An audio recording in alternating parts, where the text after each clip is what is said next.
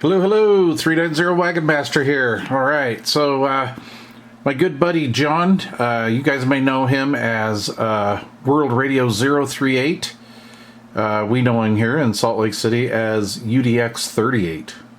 Anyway, John's a really good guy.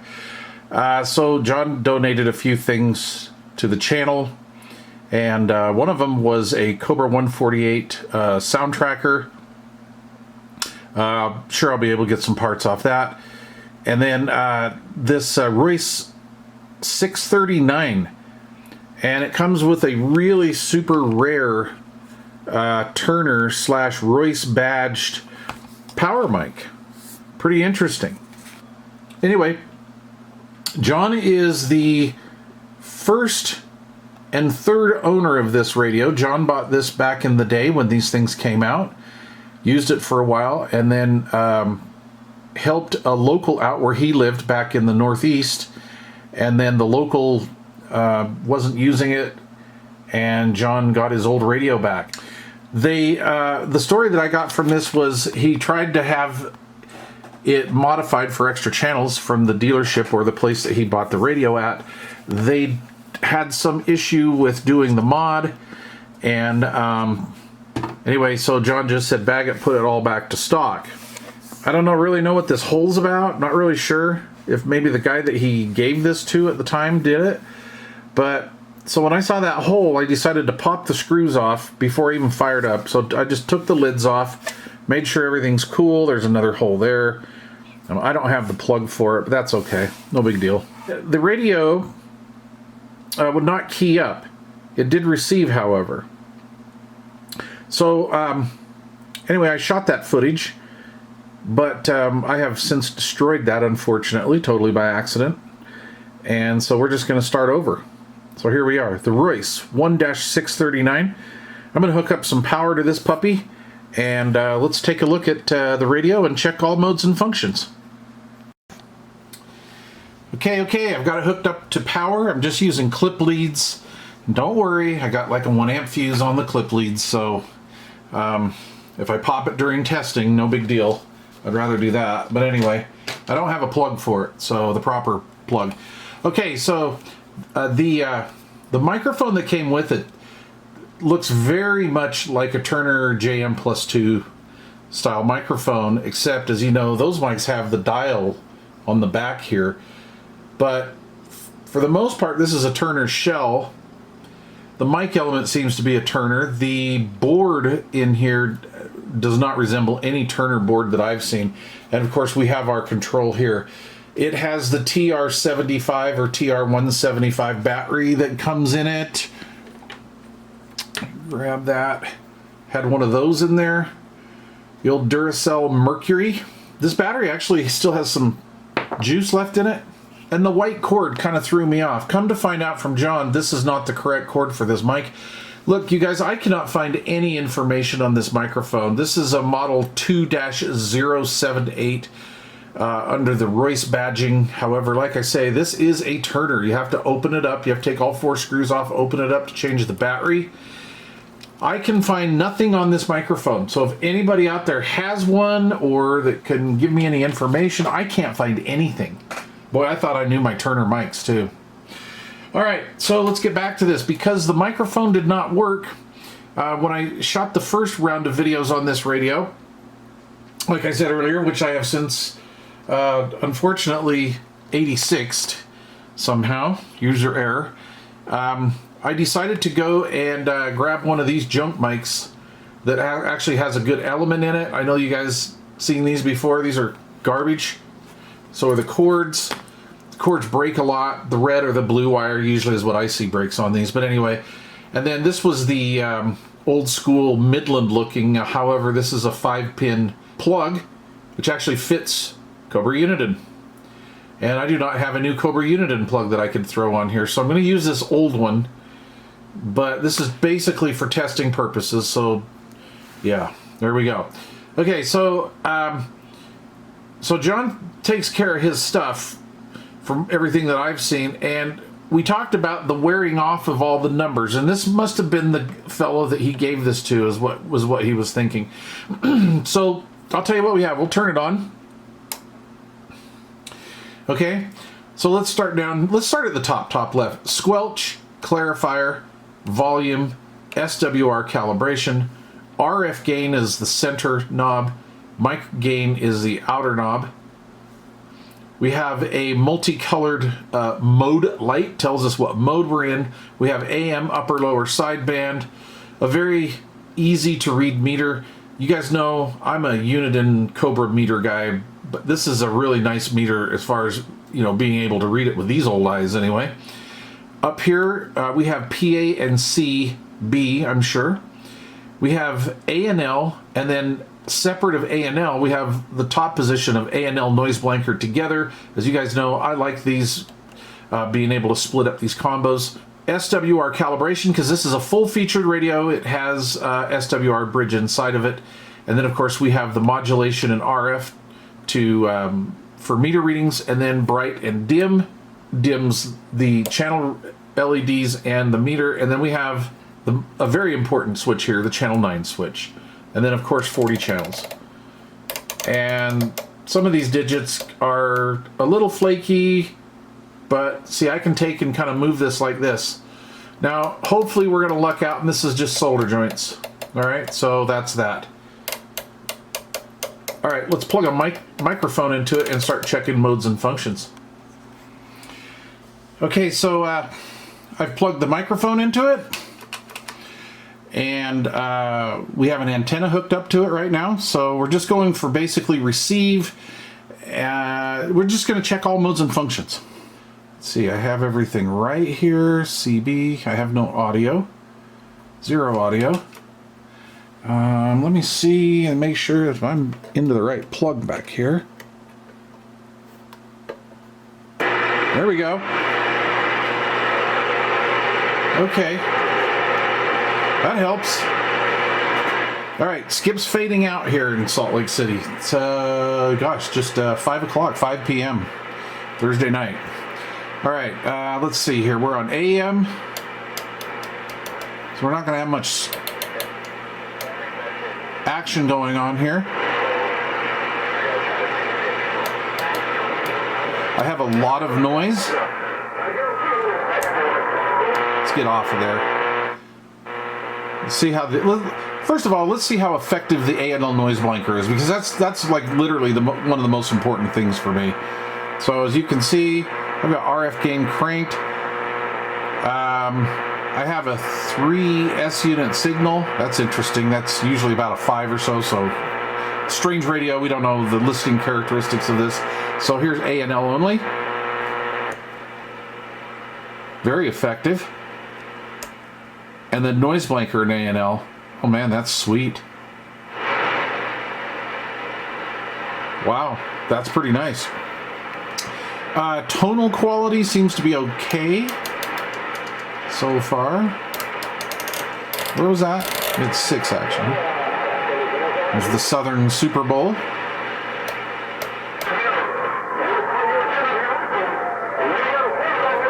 That dude don't sound right. Way off frequency. Alright.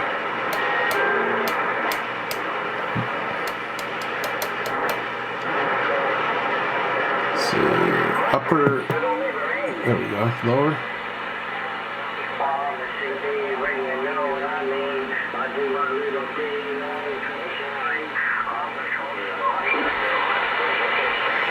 Well, clarifier seems to be pretty close.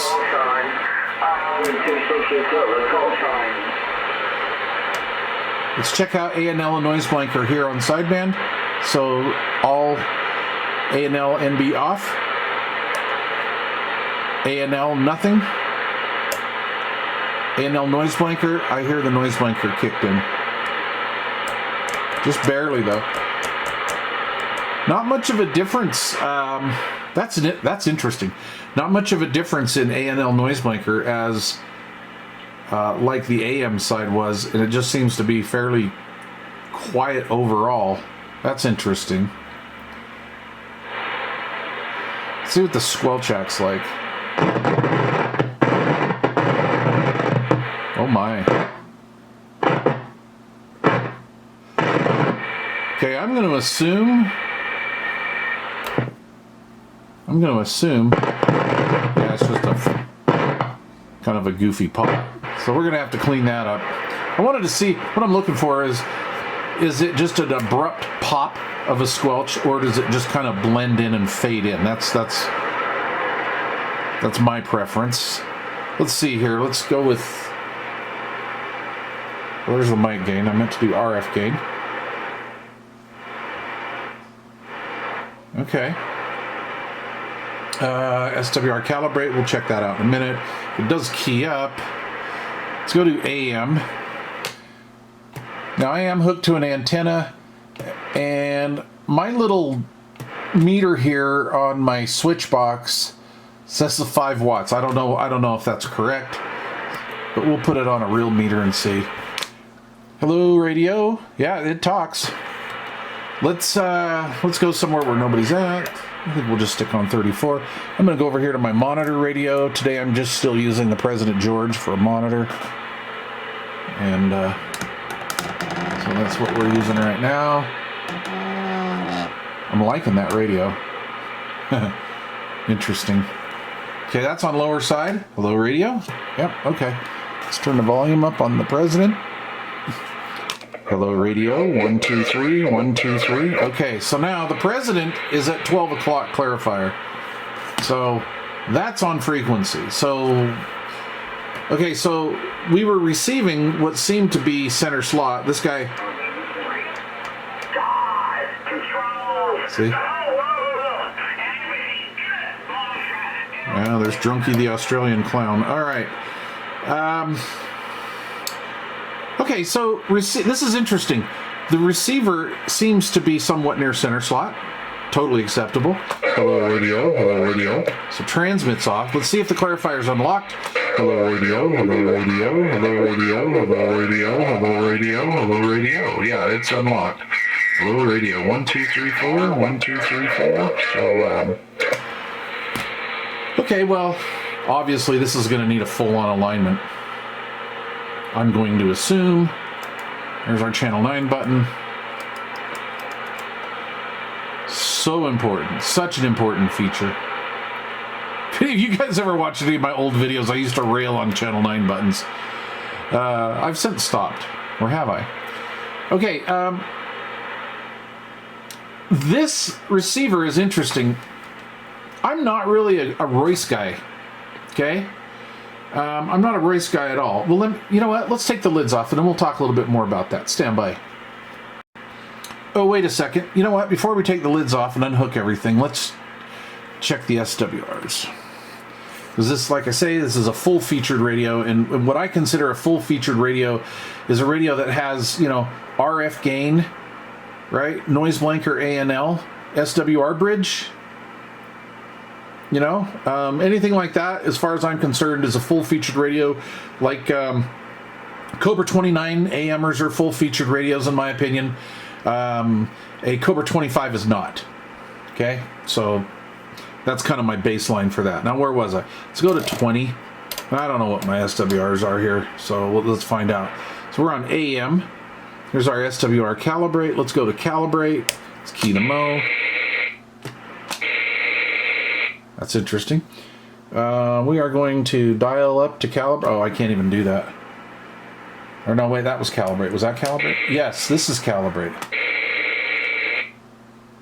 That's interesting.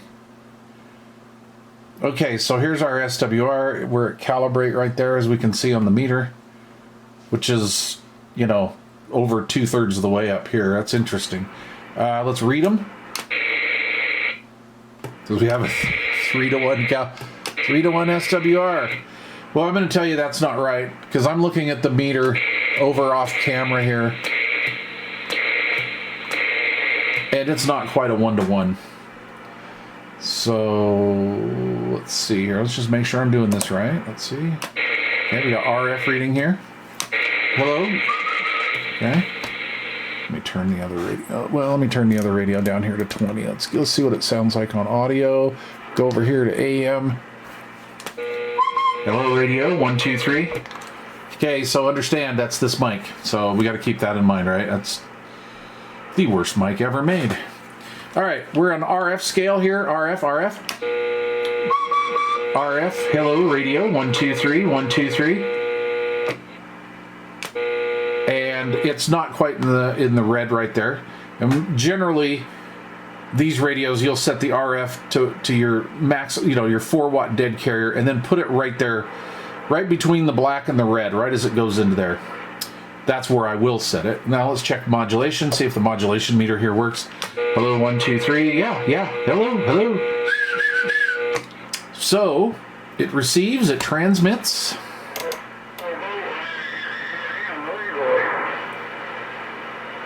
That has a nice front end on it.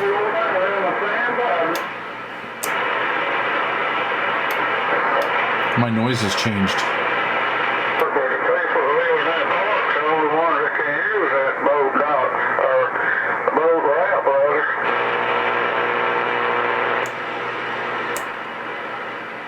Wow.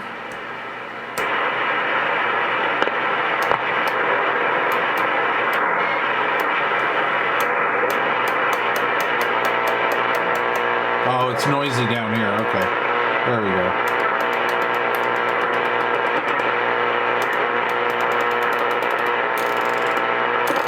Well,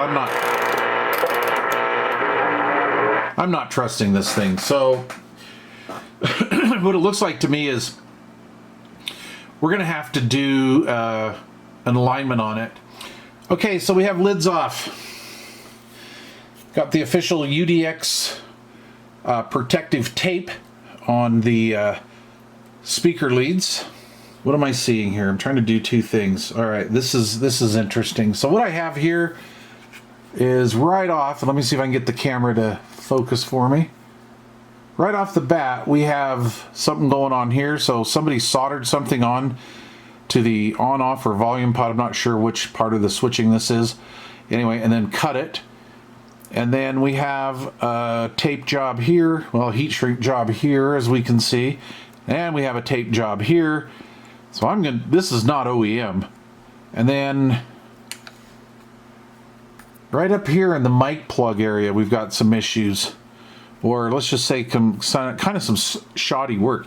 It's almost like somebody maybe tried to put like an echo or something in here maybe at one time.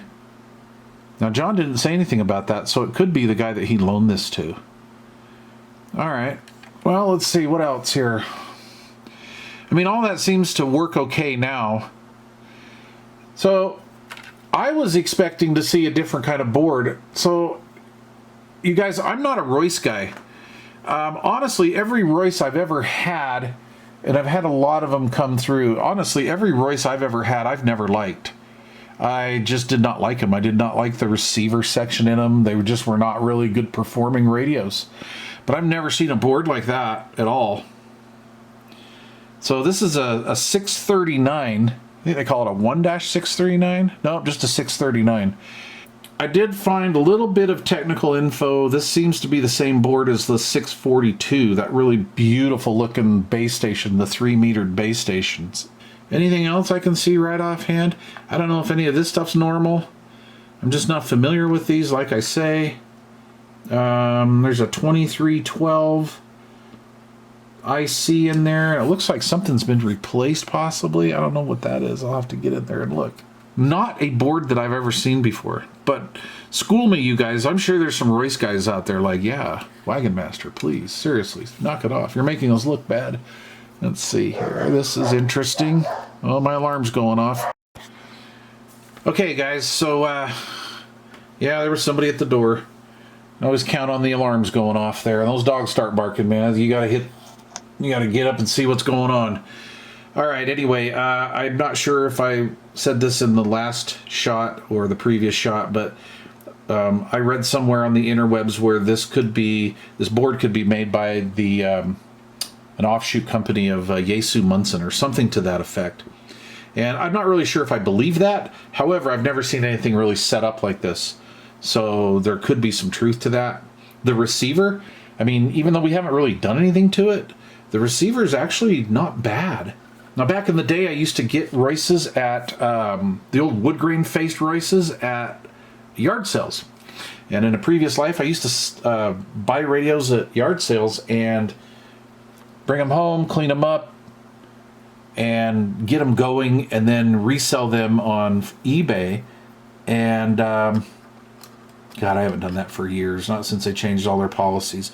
But anyway, most every Royce I had some sort of an issue with it, and I would get a pencil with an eraser on it, and I would turn the radio on, hook it up, and then just sit here and do this and find bad solder joints. And so, like, say if the solder joint was bad in here, then I would just like pick a square, you know, pick like an area here, and then go through and do the solder joints, turn the radio back on, see if it cleared that problem up. If not, just keep going. Now I see a crappy solder joint right there. And then along this PLL, of course, those look terrible. Some up here in this channel selector area right here. Anyway, 99% of those radios I fixed by doing solder joints. Here's some more that look really sketchy. Wow. A lot of them do, actually. Anyway, but that was on those other boards, and that was on the wood grain face ones. Some of those were pretty cool. Too bad they were just AM. Full featured AM rigs, most of those were. But anyway, this is going to be interesting. So what I'm going to do is I'll hook this up to the bench, and I'm going to let this percutute for a few days, and then go back to it and throw an alignment at it and see how it works out. If it aligns pretty good and stays steady and solid and doesn't move around, then I'm not going to touch any caps or do anything like that. Again, I'm not really that guy that has to put new caps in something. You know, these new caps that are out nowadays are, you know, cheap Chinaman caps. And as long as these aren't toast, I would honestly rather leave these in there. I know a lot of people are like, no, you got to put all new caps in, but, you know, whatever. No, I don't think so. But we'll see. We'll see what happens. Yep. A little bit of fumbling around in there, in that area. Everything else looks good. Maybe do some, I'll go through and do some solder joints on the back. And we'll go through it. So stay tuned for part 2, follow-up video on this. Unfortunately, I'm not going to be able to pretty this one up very much, it looks like. The cosmetics are rather hammered. And honestly, for me to want to find another face or get a decal for it, if they even have them for these, I don't even know. This is going to have to just be a real top-performing radio. But that's all subjective, right? Who cares? Let's see if it works. All right, so stay tuned for part 2. Cheers.